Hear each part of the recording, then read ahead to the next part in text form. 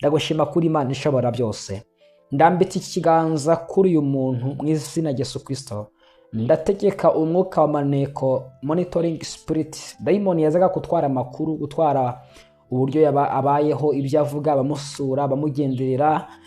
Daimoni zisoma umwuka zimenya ibyo agiye kwakira, hagiye kwinjira, imigisha iri kuza kugira ngo bayangize bayice. Ndategeka mu izina rya Yesu Kristo w'i Nazareti kwiza imbaraga zitagaciro kandi ziburizwa. Ndahuma amaso y'abano barozi, ndica amaso yabo mu isi y'umwuka. Ndategetse ahume, maso y'amapusi ahume, maso y'ibikoko bikoreshwa n'abarozi ba mu nzu bihume, biza guca intege abanyamasengesho, biza kwabura abahanuzi bihume mu izina rya Yesu Kristo wapfuye akazuka. Uvuga nyine kuhumya amaso abarozi, cyangwa se ufunze amaso aguhengereza, kurunguruka, akureba, akuneka, aneka imishinga yawe, aneka ibyo ukora mu izina rya Yesu Kristo w'i Nazareti. Uvuga ati ntegetse ko buri maneko zose, buri maso y'abarozi akurikirana ubuzima bwanjye binyuze mu nyamaswa cyangwa se mu bantu, ayo maso nahume mu izina Yesu. Mbega muri make ni uguhuma amaso akurunguruka, akuneka, atwara amakuru yawe mu isi y'umwuka. Wabona n'izo pusi nyine ukavuga ati mu izina rya Yesu Kristo ndakwirukanye wa pusi we, ntuzagaruke hano. Cyangwa se wamuroziwe, kuko iyo pusi ni umwuka w'umuntu uba yicayemo, kuko tuzabibona uburyo abarozi bashobora gufata umwuka wabo, kuko hari abarozi bafite ubushobozi bwo gusohoka mu mibiri yabo bakinjira mu nyamaswa. Tuzabona itegeko mu isi umwuka rivuga ko umwuka ushobora kwambara uruhu cyangwa se umubiri w'ikintu icyo cyose. Murabizi umwuka ufite ubushobozi bwo kwambara umubiri w'ikintu icyo ari cyo cyose. Hari itegeko mu isi umwuka abarozi bakoresha naryo rivuga gutyo. Niyo mpamvu hari abantu muzasengera mugasanga mubabohora, mugasanga barimo n'imbere muri bo harimo haravugamo imbeba, barimo haravuga nk'imbwa zirimo ziramoka, ihene zirimo ziraheba muri uwo muntu, ukumva hari ibintu by'inyamaswa biri kuvugira muri wa muntu.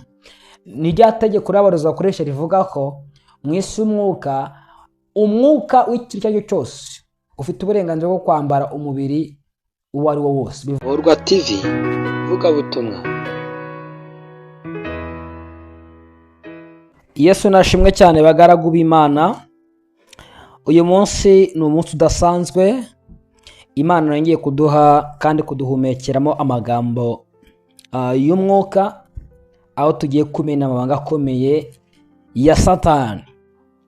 Tugiye kwigana icyo bita monitoring spirit mu buryo buri deep, cyangwa se maneko zo mu mwuka.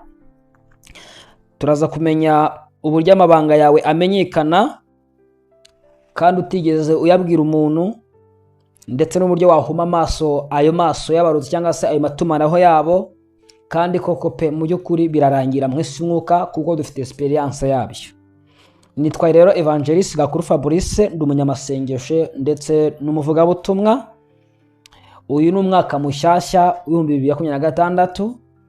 Intego yacu ni ubutumwa bwiza bwa Yohana 8:32.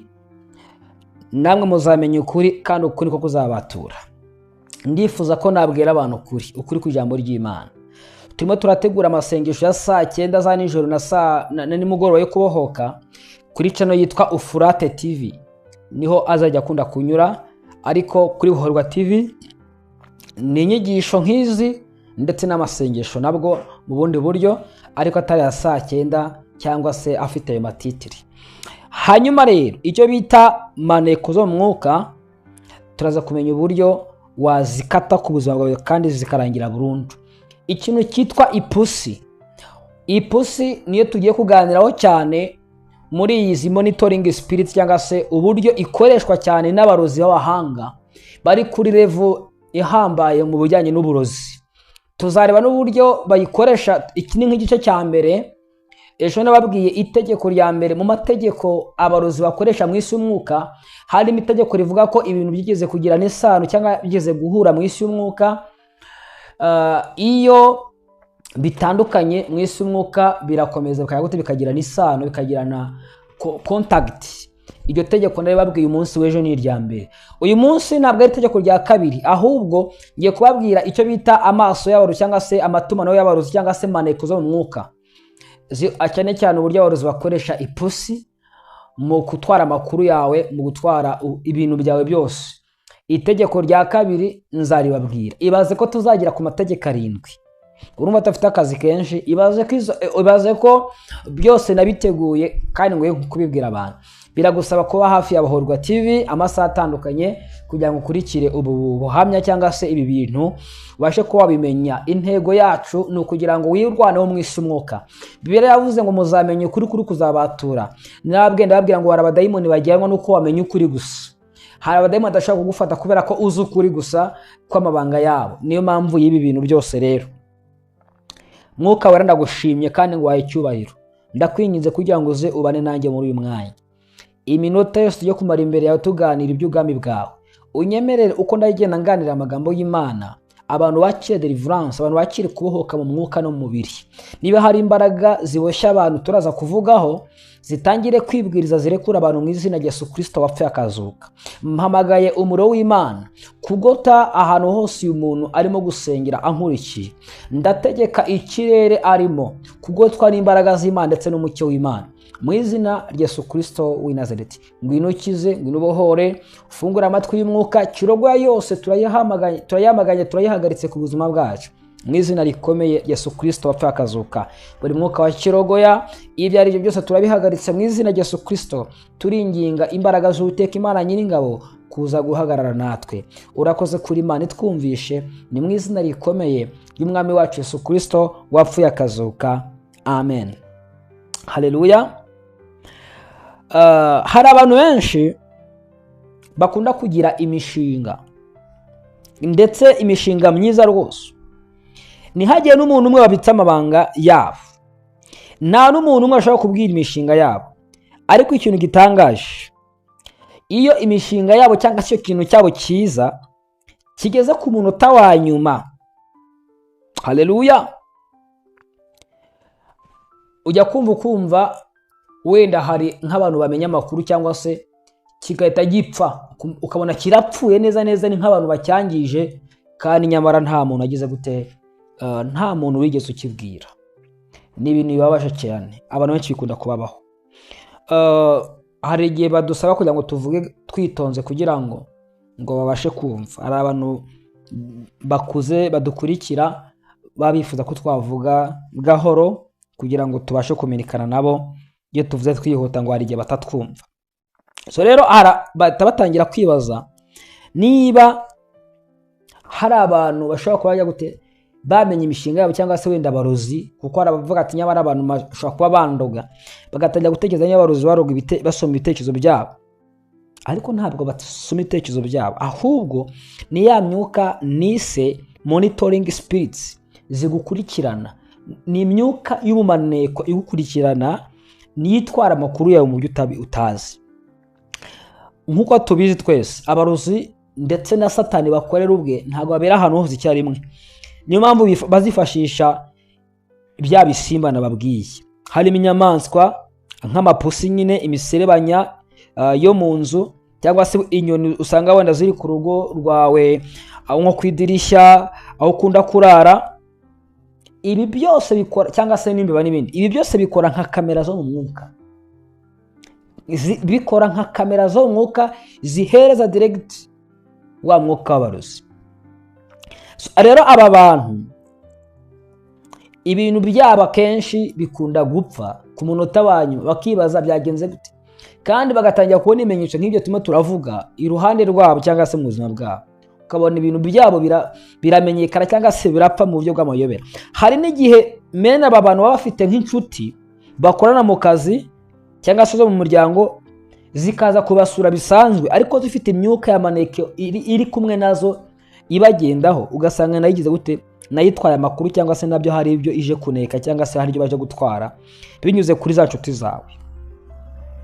Uyu munsi rero tugiye kwigana cyangwa se guhugurana muri intambara y'umwuka ukuntu twahuma amaso y'izi kamera cyangwa se y'izi maneko, kugira ngo imishinga yawe ufite muri mwaka mushya, haleluya, izasohore neza nta mbogamizi z'abadayimoni cyangwa se z'imyuka mibi ihuye nazo. Ubundi mu isi y'umwuka tugiye kureba mu isi y'umwuka ipusi ni ikintu ki. Mu isi y'umwuka ipusi ifatwa nka kimwe mu nyamaswa zikoreshwa cyane n'abantu bakorana na Satani bya hafi. Mbega ni spiritual monitor, ni spiritual, ni inyamaswa y'umwuka. Mbega navuga ko ngiye ari nayo nyamaswa ya kabiri ku nyamaswa zikorana na Satani cyane. Iya mbere navuga ko ari inzoka, iya kabiri navuga ko ari Satani, navuga ko ari ipusi. Iyi pusi rero kubera imiterere yayo, we nabyo twabanza kureba kubera imiterere yayo, uburyo ifite amaso abona mu mwijima. Buri ipusi ibona nijoro mu mwijima, yifitemo ubushobozi bwo kugenda gake gake bucece yomboka, kandi ikunda kuba hafi y'abantu ndetse no mu bantu ndetse no gufata imbeba.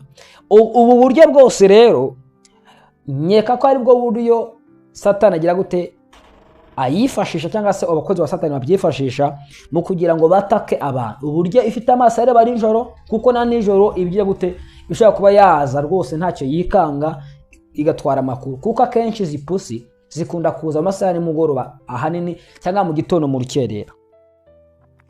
So rero abarozi bafite intego zikomeye cyane mu buryo bwo gukoresha izi pusi nka spire cyangwa se nka maneko yo mu mwuka.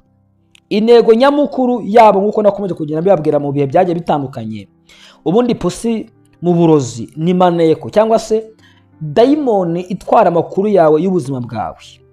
Iyo urose ipusi cyangwa se wenda ukayibona mu nzu yawe cyangwa se hafi yawe, akenshi ukayibona mu buryo budasanzwe cyangwa se budasobanutse, biba bikubwira neza ko hari umwuka ugenzura ubuzima bwawe, umwuka ugenzura uburyo ubayeho, umwuka ugenzura ibyo uteganya gukora, ibyo uvuga, ndetse naho umugisha wawe witegura kuba waturuka.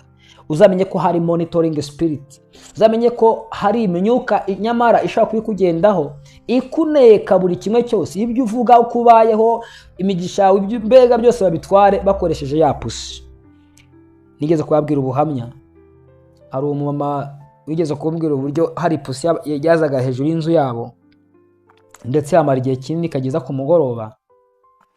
Abantu batangiye gutekereza ko iyo pusi ngo ari iyabo bwite, ariko akimara kumenya ko iyo pusi izana ibibazo muri urwo rugo, atangira kugenda asenga ayivuma mu izina rya Kristo ayirukana. Iyo pusi yahise igenda ntiyongera kugaruka, kandi ngo yari hamaze umwaka urenga.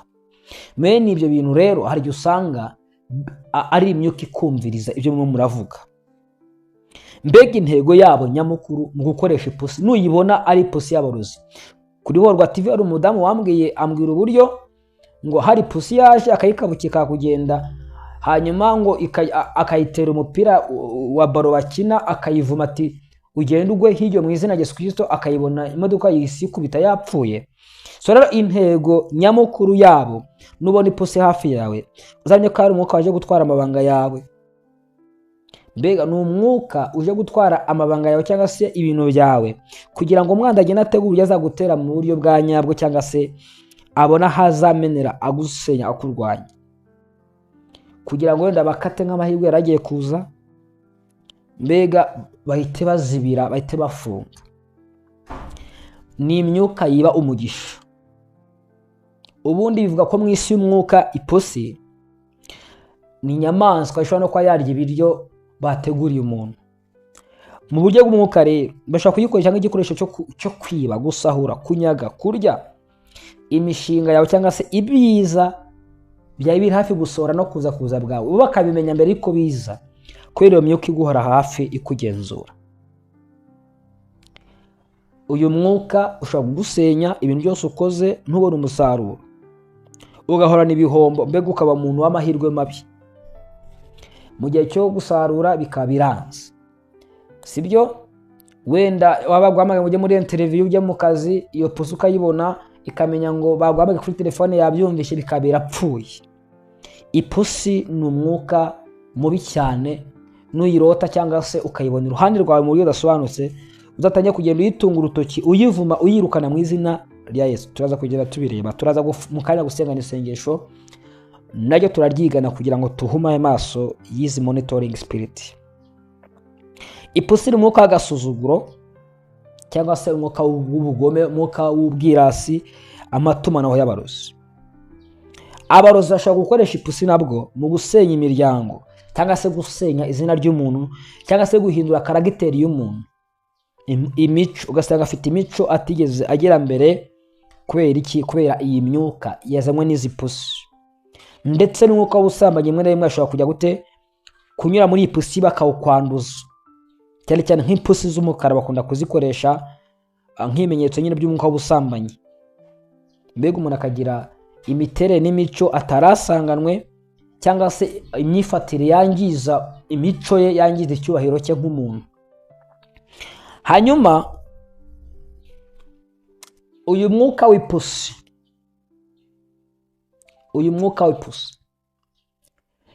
ntabwo mvuga ko iteka ryose uza mu nzozi, physically, mu buryo bugaragara akenshi nubwo buryo zikunda guteramo abantu. Apana mu nzozi ni gake cyane.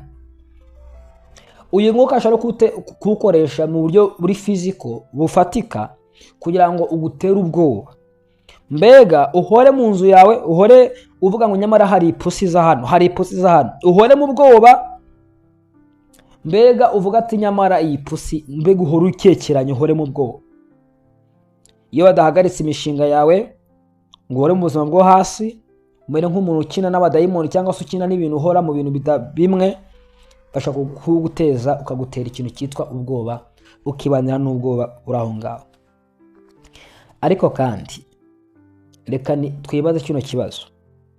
Birashoboka ko bashobora kohereza ipusi igasanga uri umuntu udakorwaho, igasanga uyu mwuka wa maneko, iyi pusi wenda tuvuge ije iwawe, kavuga ati nayobye tu, aha ntabwo hinjirwa, igasura ivuga ati mva iki kirere ninavoyemo. Birashoboka cyane muri intambara y'umwuka, birashoboka cyane. Icyo bisaba ni ukuba ufite ikirere gihambaye mu isi y'umwuka. Mu yandi magambo, ikirere cyawe cy'umwuka gihabanye neza cyangwa se kidahuye n'ikirere uwo murozi ajya gute akoreramo. Ibyo birashoboka mu isi y'umwuka, ngira ngo wenda murabyumva, kuko ejo hashize nabwiye uburyo mu isi y'umwuka haba ikintu cyitwa amategeko. So rero mu mategeko agenga isi y'umwuka hari ukuntu ukwiye kuba umeze kugira ngo misiyo y'abarozi bakuzanira ipusi ibe ntacyo yagukoraho. Byanga bikunda mu isi y'umwuka, urumva ko hashobora kuba hari amategeko aba ari ku muntu, cyangwa se uko umuntu abateye, ibino bintu udashobora kumujyaho ububasha habe na bukeya rwose. Icyambere ni ukuba ufite umucyo muri wowe, cyangwa se wambaye umwambaro w'umucyo. Haleluya! Uri umuntu utaboneka mu isi ya shitani, uri umuntu utaboneka mu isi y'ikuzimu, mu barozi. Kuko umurozi nakoresha ipusi wenda kugira ngo wenda akurebe cyangwa se agenzure ibintu byawe, ariko umwuka wawe, spirit yawe ikaba hari urwego iriho ruhambaye, ikaba yuzuye umucyo ndetse n'umuriro mwinshi, bivuze kutazigera uboneka mu isi y'umwijima. Haleluya! Reka wenda tubivuge gutyo, tuvuge wenda wuzuye umwuka wera. Haleluya! Uhora mu buzima bwo gusenga Imana, ubugingo bwawe bugoswe n'umucyo w'Imana n'imbaraga z'Imana. Ibyo mvuga ni Bibiliya, murabyibuka. Mose yagiye gusenga atindana n'Imana, cyangwa se agira ubuza bwo gusenga abarana n'Imana umwanya munini, ngo akimanuka ku musozi mu kibaya, ngo babona arimo kurabagenda, atangira kubatwika mu maso, bipfuka mu maso, ngo ariko akure umwenda igitwikirizo yari afite ku mutwe we, ngo kwakura bajyana kumuvaho. Mose yari gutwika abantu, apana imyuka, yatwikaga abantu bahugama mu maso kubera umucyo w'Imana. So birashoboka 100% ko aya mapusi ashobora kuza agasanga uri invisible, uri umuntu utaboneka mu mwijima, uri umuntu uri hidden, uri umuntu uhishe, uri umuntu utaboneka. Birashoboka kora wezwa cyangwa se kugira amasengesho ubuzima bwawe, birashoboka cyane. Haleluya! Mu yandi magambo, ikintu cyita kibaho ngaho, iyo umurozi aje, tuvuge n'urugero aje mu ipusi, aho kubona wowe nk'umuntu, abona umuriro, akabona urumuri rwinshi nk'urwari ruri kuri Mose, akabona umucyo mwinshi, hanyuma ya pusi igahumwa amaso kubera umucyo mwinshi uri ku buzima bwawe. So rero iyo pusi ibonye umuriro ihita isohoka vuba vuba ikirukanka, kuko ntishobora kwihanganira kuguma muri uwo muriro cyangwa se kuguma muri uwo mucyo. Bano bantu barahari rwose, usanga ari abantu bahora baka, usanga ari abantu bafite imbaraga z'Imana zibarinda, usanga abantu bafite umucyo. Ashobora kubumbura akanwa hakavamo inkota ikabaga dayimoni, ikabaga iyo pusi ikirukanka. Iyo pusi umuntu ashobora kuyibona akamenya ko ari umurozi, akayitunga urutoki akavuga ati negetse uburimo kugutuka mu izina rya Yesu. Ndakubwiza ukuri, ntabwo ushobora kuzagaruka, bitewe n'uburyo dayimoni zamenye ko uzibanga cyangwa se hari amakuru ushobora kuyiziho. Ubundi akenshi Satani akunda kudutegera mu kutamenya ukuri. Haleluya. Kuko akenshi abantu usanga bari mu bwoba, bari mu buzima bw'ubwoba, bari mu buzima bwo kurakara, bari mu buzima bw'ibyaha, bari mu buzima bw'agahinda, kwinuba, kuvuga nabi, kwivuma, kwiyaturaho nabi. Mbega izo pusi ni nziza abarozi bazohereje, zigasanga wibereye mu bwoba, zigasanga wibereye mu burakari, zigasanga wibereye mu cyaha runaka kibanga, zigasanga wibereye mu gutukana, zigasanga wibereye mu kuvuga nabi, mu kwivuma. Ntabwo zosoro gutya gusa, zizatwara amakuru yawe, bagira ibyo hagarika cyangwa se n'ibyo bagushyiramo. Haleluya. Rwose hari ubwo misiyo ya Satani yaga ku buzima bw'umuntu. Iyo uri ku rwego rw'ibyiringiro, iyo uri ku rwego rwo gushimana, kuramya Imana, haleluya, kuramya Imana, gushimana, ku rwego rwo kwizera, mbega uba uri ku gasongero gahambaye, abarozi bari munsi yawe, baba bari munsi yawe. Iyo umurozi aje ako kanya diregite, nta kintu na kimwe ashobora kuba yagufataho.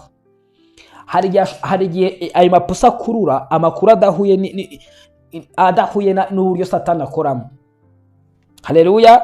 Wenda tuvuge nk'urugero, iyo pusi zigakurura amakuru igasanga ni isengesho uri muri isengera, igasanga urimo kuririmba indirimbo zo guhamya no gushima. Icyo gihe ntabwo abarozi bazamwara, abarozi bazafata ubusa, bazacika intege vuba cyane, kuko babonye ko nta kintu cyawe bapfa gufata uko biboneye. Ibintu byawe ni amashimwe, ni ukuvuga amagambo yo kwizera: nzakomera, ndi umunyamugisha, ndi umuntu udasanzwe, ndi umukiranutsi, naracunguwe, nta karande, nta mivumo. Mbega Satani aratsindwa kuko aba yumva ufite amagambo y'ibyiringiro. Hari umupasiteri twigeze gusengana, kurana mu rusengero rumwe mu Isindiro Kimironko. Twari mu masengesho turyama nko mu saa 5, ariko uko yakabukaga yavuga ati ngo amaraso ya Yesu, yakabuka ngo amaraso ya Yesu, yakabuka tishima Kristo, yakabuka ngo haleluya. Biraducanga. Yaba agiye kwihagarika akagenda avuga amaraso ya Yesu, yaba akangutse akantu gakomye akavuga ati amaraso ya Yesu. Pasiteri mbega ubuzima bwe yarabugize gusenga, ibintu bye byose ari ugusenga. Mene baba ntabwo upfa gukorwaho rero mu isi y'umwuka, kuko abarozi babona nyine ko uri umuntu uri invisible, uri umuntu utaboneka mu isi yabo ya shitani. Ikindi kintu gishobora gutuma abantu badapfa kuba bakorwaho mu buryo mbega batapfa kumenyerwa ni protection y'Imana cyangwa se abamarayika b'Imana. Mu isi y'umwuka hari irindi tegeko ariko rigenga abantu bakishijwe, itegeko ry'uburinzi cyangwa se kurindwa n'Imana. Murabizi Elisa na Eliya ngo baje kubatera, hanyuma nimba ari gihaza bavuze ati turashize, turapfuye, ati dore ingabo zitugose. Yinginga Imana ko yamuhumura amaso akareba ingabo ziyigose. Mu isi y'umwuka rero hari irindi tegeko rijya rigonga abadayimoni cyangwa se abarozi bakoresha amapusi.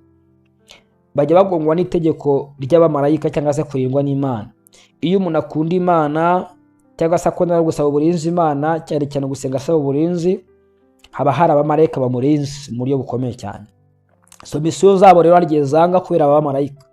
Hari igihe umurozi yohereza nk'ipusi, wenda tuvuge nk'urugero, ikashaka kwinjira mu muryango, mu nzu cyangwa se ahantu wenda ukunda kuba uri, hanyuma iyi pusi igakubitana n'uburinzi bw'Imana, igakubitana n'abamarayika bafite inkota zaka imiriro mu ntoki zabo, ikasubira inyuma yirukanka kubera ko ni ahantu nyine hatapfa kwinjirwa.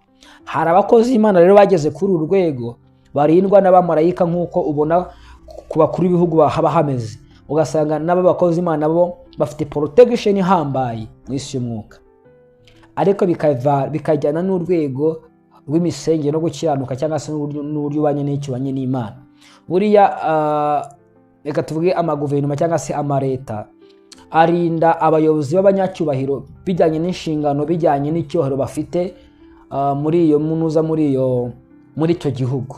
N'isi y'umwuka niko imeze. Buriya ziriya ngabo zari zigose Elisa niba atari Eliya nyinshi cyane ngo amagare n'amafarashi bibagose, ntabwo ariko bari bagose Gehazi. Oya, buri wese mu isi y'umwuka afite ingabo zimurinda. Nkeka ko zirutanwa uko byagenda kose bivanye n'uri wo mu isi y'umwuka cyangwa se n'amasengero usenga. Imana dushyireho uburinzi buhambaye mu izina rya Yesu Kristo. Imana igwa abamarayika bakurinda. Ibigutera byo bisanga bafite inkota zaka umuriro, kandi umucyo w'Imana ube mwinshi ku buzima bwawe, mu bugingo bwawe, n'umuriro w'Imana ukugote n'urugo rwawe. Ntihagira ikintu cyo mu mwuka kije gutera cyo gisanga hari uburinzi buhambaye buri ku buzima bwawe mu izina rya Yesu Kristo w'i Nazareti. Haleluya. Hanyuma rero izi dayimoni zishobora kujya gute kwinjira ahantu hari abamarayika b'Imana, kuko zitazikubita n'uburinzi buhambaye bw'Imana. Mbega ntizigire ikintu cyitwa ububasha na bukeya ku buzima bwawe. Haleluya. Hari ikindi kintu navuga ko kutagira habe n'akantu na gatoya abadayimoni bashobora kuba bakugeraho na gake mu isi y'umwuka. Haleluya. Mbega uba ufite imbaraga idasanzwe zikurinda. Uyu muntu ni wa wundi uzasanga ahora yicuza, nta nzika, nta mashyari, nta busambanyi bw'ibanga. Akenshi ibintu bijyana n'uko nabibabwiye aba ari umuntu kugerageza gufunga amarembo yose. Abarozi nta burenganzira na buke bazigira babona wo kumenera uyu muntu cyangwa se kumufata. Nababwiye inkuru y'umumama nasengeye, abapfumu bamuhereje amahembe inshuro zirenze 3, ariko bikanga bamufatira mu kazi, ariko mbere byarabanje kwanga. So bivuze iki rero? Rwose birashoboka ko abarozi babura uburenganzira na bukeya bwo kukumenera, kubera ko nta masezerano cyangwa se kubera uburyo ubayeho n'Imana ndetse neza bakabara ahantu bamenera kugira ngo babe bagufata. Haleluya. Kuko misiyo z'aba barozi batera muri ubu buryo bohereza abapusi n'ibiki, iyo baje kukureba nko mu rugo iwawe bagasanga umuryango urafunguye mu isi y'umwuka nyine, tuvuge wenda hari icyaha wakoze, hari ukuntu mbega witwaye nabi, ntiwihanye, hajya batabavuga ati yambo umuryango urakinguye, bakaba baragufasha. Ariko hari n'ubwo igasanga misiyo neza ikanga kuza bwawe, bagasanga ufite urugi rufunze, umurozi akavuga ati nayobye, mbega bagatabatse hari twamwitiranyije, uyu ntabwo ari we. So rero kugira ngo misiyo y'abarozi ihagarare burundu, hindura ahantu utuye igicano cy'amasengesho, hindura ubuzima bwawe amasengesho. Mu rugo he kuba ahantu ho kuryama no kuruhukira gusa, ahubwo wagira agace ko gusenga ndetse no gusabana n'Imana, nabyo bizagufasha muri iyi ntambara y'umwuka. Haleluya. Kuko umurozi naza agasanga urisengera, naza agasanga urugo rwawe rwuzuye imbaraga z'Imana, azavuga ati ahantu ntabwo ari ahantu ho kwinjira gutyo gusa, mbega hano hantu harahindutse. Niba ari ahantu baguteraga, ndetse no muri ibintu tukugenda tuganira, aya mabanga tukugenda tuvuga, hari ubwo uzatangira kugenda usenga watura amagambo akomeye mu isi y'umwuka, abarozi baza akabona wabaye undi muntu wundi mu isi y'umwuka, kubera uburyo watangiye kwizera, kubera uburyo watangiye gusengamo, bakavuga ati nyabana dushaka kuba twarayobye. Haleluya. Reka turebere hamwe rero isengesho kugira ngo dutajye duhindure nyine mu buryo dukwiye kwisengamo no gutekerezamo, hanyuma nibaza bazavuga ati nyamara haleluya dushobora kuba twaragize gute, twarayobye. Isengesho rero ryo guhuma amaso maneko, bimwe twabonye haruguru, izi monitoring spirit, aya maso y'abarozi aza kuneka no gutwara amakuru yawe. Ese ni gute dushobora gusega isengesho rishobora gufunga aya marembo? Haleluya. ushobora gutangira uvuga uti mwami Yesu, ndashima ko ubutware bwanjye buri muri Kristo Yesu, aribwo inkingi yanjye inkingira. Ukavuga tuhereye umunsi negetse ko buri maneko yose monitoring spirit nyine ko nabibabwiye yabikurikirana ubuzima bwanjye, binyuze mu nyamaswa cyangwa se mu bantu cyangwa se mu bikoresho, ihuma mu izina rya Yesu Kristo uhereye umunsi. Ngira ngo aya ni amasengesho nyine amenagura za monitoring spirit. Nuko byaturuka avuga ati mu izina rya Yesu Kristo, imyuka ya maneko ikurikirana ubuzima bwanjye inyuze mu nyamaswa zitandukanye cyangwa ikoreye mu bantu, ndayihuma amaso mu izina rya Yesu. Monitoring spirit ni icyongereza, mbega ni imyuka y'ubumaneko. Kavuga ati nsenye buri kamera y'ikuzimu iri mu nzu yanjye cyangwa se aho nkorera. Mvuze ikintu cyitwa inzu, nibuka Nyamata mu Bugesera, nagiye gusengera y'umuntu nsanga bashyize inyoni muri toilette hejuru y'igishwi, barayishe bayishyiramo. Ndi kumusengera abarozi baravuga ngo muri toilette harimo inyoni twashyizemo. Iyo nyoni niyo kamera dukontorora uru rugo, barabarangiye bamurogaga. Ati ya nyoni muri toilette niyo dukoresha tukontorora runo rugo, niyo duha amakuru yose y'ikintu kibera muri rugo. Tugiye muri toilette koko dusanga harimo inyoni hejuru nk'uko abadayimoni babitubwiye. Ndangije ndayifata inyoni ndayitwika. Ukavuga ati nsenye buri kamera y'ikuzimu iri mu nzu yanjye aho nkorera ku kazi mu izina rya Yesu Kristo w'i Nazareti. Haleluya. Ngotesheje umuro w'Imana ubuzima bwanjye bwo mu mwuka n'ubwo mu mubiri.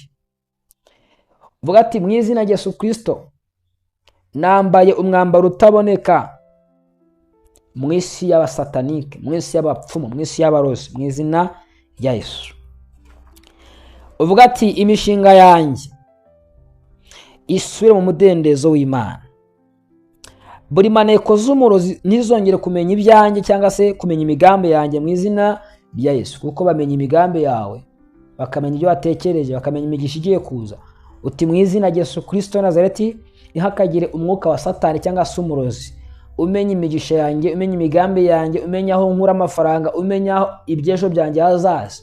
Vuga ati mu izina rya Yesu Kristo, ntazagira umuhanuzi uhishurirwa imigisha yanjye, uhishurirwa ibyanjye bitari ngombwa mu izina rya Yesu. Mwari mubizi ko ushaka kujyana n'abantu gusenga ahantu hari abahanuzi benshi, kubera amasengesho yasenze ntihagire umuhanuzi winjira mu kirere cyangwa muhanurire. Wasanga yes pe kavuga ati mu izina rya Yesu Kristo, ntihagire umurozi ubona imigisha yanjye, ubona ikintu cyajye cyose cyangwa amasezerano yanjye. Nyahisha abarozi mu izina rya Yesu, kuko mu isi umwuka ubundi isi umwuka irafunguye. Abapfumu barebayo, abanuzi bakarebayo, abarangi bakarebayo. Ntuzatanga rugiye mu bapfumu bakubwiye ibintu bya nyabyo. Ntuzatanga abapfumu bakubwiye umuntu kuroga. Ntuzatanga abarozi abahanuzi bakubwiye umuntu kuroga. Isi umwuka irafunguye ku bantu bose. Uwari wese yarebayo, yagiriwe ubuntu cyangwa se n'abapfumu ba nyabo barebayo. Ibyo umuhanuzi w'umukozi Imana abonye n'umupfumu yabibona, kuko isi y'umwuka igeze gute irafunguye kuri Satani ndetse no mu buryo bw'iyobokamana. Ushobora rero guhisha ibintu byawe isi y'umwuka kugira ngo hatagira umuntu ubibona, cyangwa se ugahisha inyenyeri yawe hatagira abantu bajya gute bayibona bagatangira kukurwanya. Byose bikorwa n'ururimi n'amasengesho. Byose ntabwo twabivuga ngo tuzabirangize, ni ibintu byinshi tuzakora tugenda tuganira uyu mwaka. Gusa urashobora gusengera imishinga yawe, kuko nayo yaryo bayineka. Uvuga ati imishinga yanjye mu izina rya Yesu Kristo Nazareti, ndayishyira mu muhezo w'Imana. Ndirukana umwuka wose w'ubugambanyi ku buzima bwanjye, umwuka uneka, umenya ibyo natekereje, ibyo nagambiriye, ibyo navuze. Dayimoni zitwara amagambo yanjye natuye mu izina rya Yesu Kristo zipfe. Harimo za Marie Jose, harimo imbeba, harimo ibinyenzi, harimo inyoni, harimo amapusi twavuze, ni byinshi. Ariko ibyo bisiba bindi mabwe bitari ipusi, nzagenda mbigarukaho nabyo mvuga icyo babikoresha mu ntambara y'umwuka, nkuko navuze ku ipusi icyo bayikoresha mu ntambara y'umwuka. Haleluya. So rero iri sengesho niryo bita the power of invisibility. Mbega ni isengesho riri advanced deliverance. Ni isengesho rigamije guhuma amaso y'abarozi. Haleluya. Ni isengesho rigamije gukuraho ibintu byose bigenzura imigisha yawe cyangwa se bikuneka mu izina rya Yesu Kristo w'i Nazareti. Ni amasengesho nk'aya yo kwatura amagambo akomeye. Haleluya. Uvuga uti mwami Yesu, nkizeho ubutware bwanjye cyangwa se nkoresheje ubutware bwanjye muri Kristo Yesu. Uyu munsi nambaye intwaro zose z'Imana. Ndasaba kunyambika umwambaro w'umucyo mu izina Yesu Kristo w'i Nazareti. Haleluya. Uvuga uti ndafunga amaso y'abampengereza, nimara ikinyarwanda simbizi, amaso y'ibindeba mu izina Yesu Kristo ndayafunze. Ndategeka amaso y'umurozi, amaso y'amaneko, amaso y'inyamaswa zikoreshwa n'abarozi cyangwa se n'ikuzimu. Ndategeka ko ayo maso ahuma mu izina rya Yesu. Igihe cyose aya maso ashatse kureba ubuzima bwanjye, azajya ahuma, azakubitwa n'urumuri, azajya atangirwa n'amaraso Yesu Kristo mu izina rya Yesu. Iri ni amasengesho, ni amagambo watura mu ntambara mwuka usenya amaso y'abarozi. Haleluya. Haleluya. Vuga ati mwami Yesu, unyambika umwambaro udasagwa mu isi y'umwuka, utuma naboneka mu isi y'umwijima mu izina rya Yesu Kristo w'i Nazareti. Haleluya. Nurangiza usengera ibitekerezo byawe cyangwa se n'ibyo wenda wagambiriye muri mwaka wa 2026. Uvuga ati mu izina rya Yesu Kristo ndasengera imishinga yanjye, ibitekerezo byanjye mu izina rya Yesu Kristo w'i Nazareti. Ntihazagire Satani cyangwa imbaraga z'umwijima zibigiraho ububasha mu izina rya Yesu Kristo. Wature umuro w'Imana ku kintu cyawe cyari cyo cyose mu izina rya Yesu Kristo w'i Nazareti. Nurangiza uvuga ati usoza, uvuga ati mu izina rya Yesu, ndi umuntu utaboneka mu nyandiko z'ikuzimu, ku bicaniro by'abapfumu n'abarozi. Ndi umuntu utaboneka mu izina rya Yesu Kristo. Amazina yanjye ntazaboneke, abana banjye ntibazaboneke, abuzukuru banjye ntibazaboneke mu bicaniro by'abapfumu, ntibazabahamagare ngo babone mu izina rya Yesu Kristo. Izina ryanjye, iry'umugabo wanjye cyangwa se umugore wanjye, abana banjye, ayo mazina asibwe mu bitabo by'abarozi, ku bicaniro byabo mu izina rya Yesu Kristo wapfuye akazuka. Haleluya. Ubwira Imana ngo Mana, ndakwinginze umbohore burundu mu izina rya Yesu Kristo w'i Nazareti. Bakozi Imana bene data, hari indi tegeko mu isi y'umwuka ntekereza nakwita ko ari law of silence. Itegeko ryo guceceka. Ntimukavuga ibintu byose, ntimukavuga imishinga yose, kuko hari za maneko, hari spiriti zigira gute, zishobora kujya gute guhungabanya ubuzima bwawe. Birashoboka. Haleluya. Birashoboka ko ushobora gutegura ibintu runaka ugasanga hari dayimoni zibitwaye, wabivuze imishinga yawe ukayivuga ugasanga barayitwaye. Uzasome umubwiriza 10:20, uzasanga Salomo yaravuze ngo niwe waba uri mu nzu yawe ntuzigere uvuga umwami nabi, cyangwa se ngo ntuzavuga umwami nabi, cyangwa se umukire, umnyakiro ntukamuvuge nabi, ukavuga umukire nabi, ngo kuko n'inyoni zo mu kirere ngo zishobora kugurukana iryo jambo wavuze. Just imagine. Ibaza ariko ngo ntuzigere uvuga umukire nabi cyangwa se umuyobozi na munyacyubahiro nabi, kuko ngo n'inyoni zagurukana amakuru zikayatwara. Ese bibaza ko biri ari ikintu itavuga? Ni muri ubwo buryo rero mubwiriza 10:20 uzahasome. Haleluya.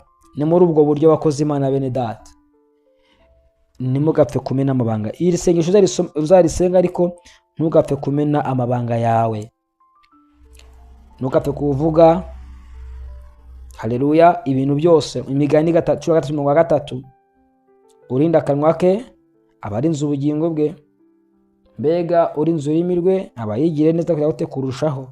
Hari igihe tuvuga ibintu ugasanga imyuka irabitwaye, irabisahuye, bagiye kubikoresha mu kutubangamira cyangwa se mu kutuboha. birashoboka cyane. Nguko rero uko ipusi zikoreshwa ndetse n'ukuntu wahuma amaso abarozi, ni ukugenda watura amagambo akomeye nk'ayo twagiye twatura. Haleluya, mu izina rya Yesu Kristo w'i Nazareti, uvuga nyine kuhumya amaso abarozi, cyangwa se ufunze amaso aguhengereza, akurunguruka, akureba, akuneka, aneka imishinga yawe, aneka ibyo ukora. Mu izina rya Yesu Kristo w'i Nazareti, uvuga ati ntegetse ko buri maneko zose, buri maso y'abarozi akurikirana ubuzima bwanjye binyuze mu nyamaswa cyangwa se mu bantu, ayo maso nahume mu izina Yesu. Mbega muri make ni uguhuma amaso akurunguruka, akuneka, atwara amakuru yawe munsi y'umwuka. Wabona n'izo pusi nyine ukavuga ati mu izina rya Yesu Kristo ndakwirukanye wa pusi we, ntuzagaruke hano. Cyangwa se wamurozi we, kuko iyo pusi ni umwuka w'umuntu uba yicayemo, kuko tuzabibona uburyo abarozi bashobora gufata umwuka wabo, kuko hari abarozi bafite ubushobozi bwo gusohoka mu mibiri yabo bakinjira mu nyamaswa. Tuzabona itegeko mu isi umwuka rivuga ko umwuka ushobora kwambara uruhu cyangwa se umubiri w'ikintu icyo cyose. Murabizi umwuka ufite ubushobozi bwo kwambara umubiri w'ikintu icyo ari cyo cyose. Hari itegeko mu isi umwuka abarozi bakoresha naryo rivuga gutyo. Niyo mpamvu hari abantu muzasengera mugasanga mubabohora, mugasanga barimo n'imbere muri bo harimo haravugamo imbeba, barimo haravuga nk'imbwa zirimo ziramoka, ihene zirimo ziraheba muri uwo muntu, ukumva hari ibintu by'inyamaswa biri kuvugira muri wa muntu. Ni rya tegeko abarozi bakoresha rivuga ko mu isi umwuka w'ikintu icyo ari cyo cyose ufite uburenganzira bwo kwambara umubiri uwo ari wo wose. Bivuze ngo umubiri w'inyamaswa ushobora kwambara umubiri w'umuntu, umwuka w'inyamaswa ushobora kwambara umubiri w'umuntu, kandi umubiri w'umuntu ushobora kwambara umwuka w'inyamaswa.